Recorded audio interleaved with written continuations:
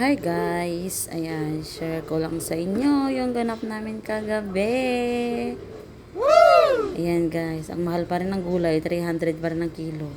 Ayan guys, sinry pala namin yung kawari na dala ni Annalyn Ruel galing Bicol. Ayan, pang samjig lang guys, para hindi madikit. Ang hirap naman kasing magluto pag hindi stick pan yung gamit kasi nadikit ng nadikit. Ayan pala yung binili namin guys, 1 kilo. Ayan, magluto na tayo. Invention ko lang yan guys. Nilagyan ko lang pala siya ng butter. Para malinamnam. Syempre.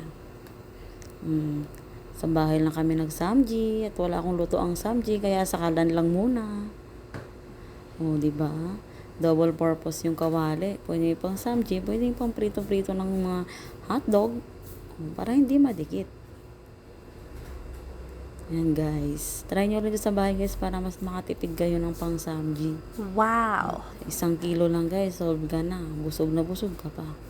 O, tapos na pala akong magluto guys. Ayan na. Kain na tayo. Hindi ko pa nakita sa camera yung ano. Ayan. O diba? Ang sarap niya guys.